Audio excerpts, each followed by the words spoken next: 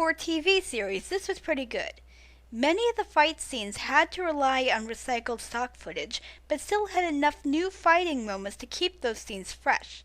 The animation quality of the series varied, so the characters were never really drawn the same way every 2 episodes.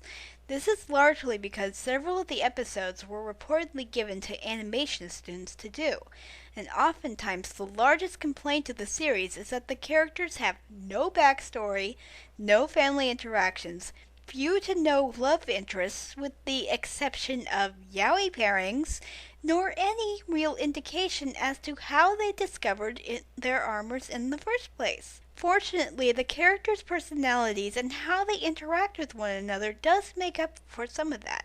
Most of the character origins and backstory is found in the novels and CD dramas. However, since the novels and CD dramas were never released in America, this left out a lot of valuable character information. For example, in one of the novels, it's stated that Arago had once been human. Many computer-savvy fans either turned to popular fan sites or fan fictions for any character information that wasn't available outside the internet, unless of course you had access to the novels and CD dramas themselves, and provided that either you or a friend of yours could read and understand Japanese. Each of the characters are intriguing, and while they do have some cliche moments, they don't always fall into the same cookie-cutter cliche roles over and over again. Also, the villains were just as fascinating as the main characters. Most fans of this series were greatly disappointed that the warlords did not get as much attention as the main boy.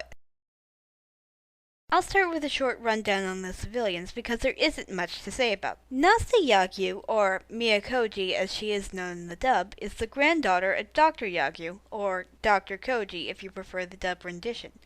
She works as a teaching assistant at a local university. Her personality is assertive and she rarely hesitates to speak her mind, though she is not so assertive that she comes off as a tsundere character. Nasty is knowledgeable about the armors and often helps the troopers in any way she can. One such example is when she opens her late grandfather's home as a place where the troopers could rest and recover.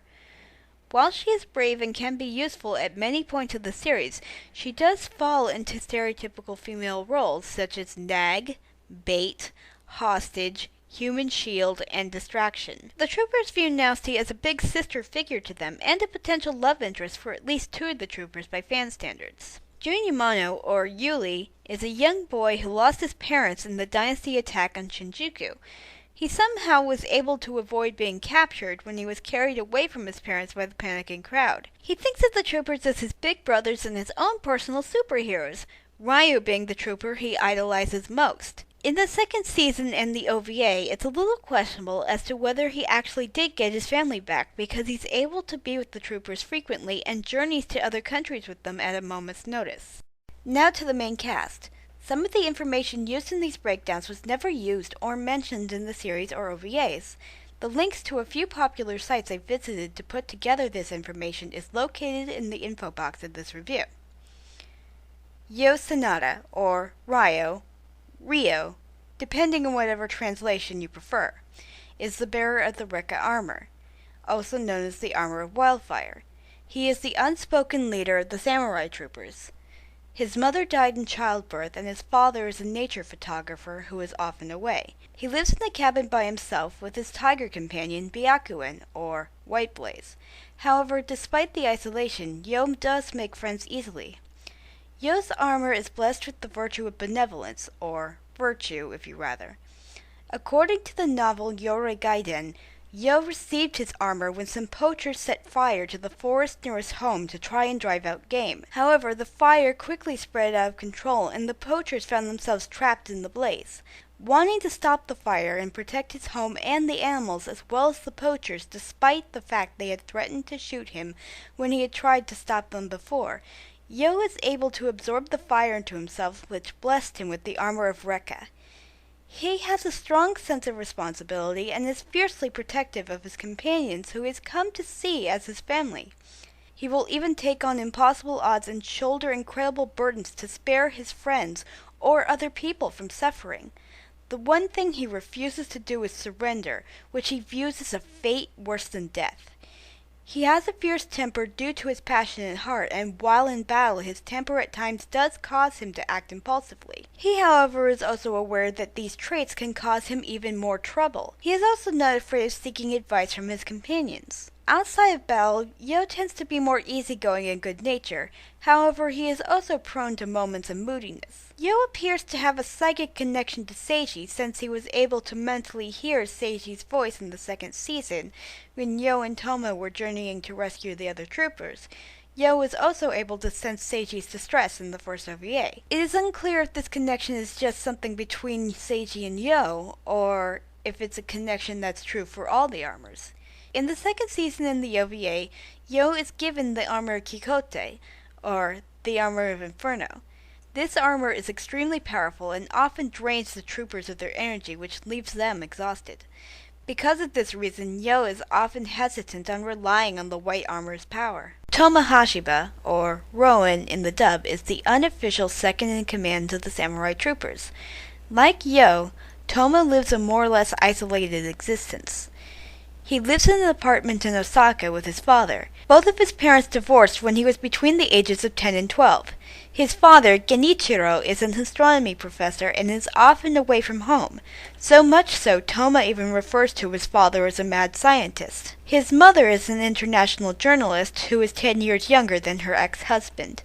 She has a spare key to the apartment so she can drop by and see Toma, who she treats more as a friend than her child. In the CD drama Tenkuden, Toma mentions he has a very high IQ and is known as a living computer. However, the fact he is a genius isn't really apparent in the TV series or the OVAs. He's calm and collected much of the time, though he can be as violent as a tornado when he's angered. The troopers are both his greatest strength, but they're also his greatest weakness. He is fiercely loyal to his friends, even to the point where he states he would give up his life for them because they would do the same for him. He also tends to think with his mind first and his heart next. In the second season, he often encourages Yo to use the Kikote armor to help them through the tough situations. He understands Yo's reluctance, but the greater good outweighs any exhaustion or pain as a result in his mind. The other troopers are the first and only friends Toma has. In the series, Toma gravitates to a pairing with Seiji as friends, though there are also plenty of yaoi fics and doujinshi that seem plausible, because they have a similar personality type. However, he is also equally close to Yo.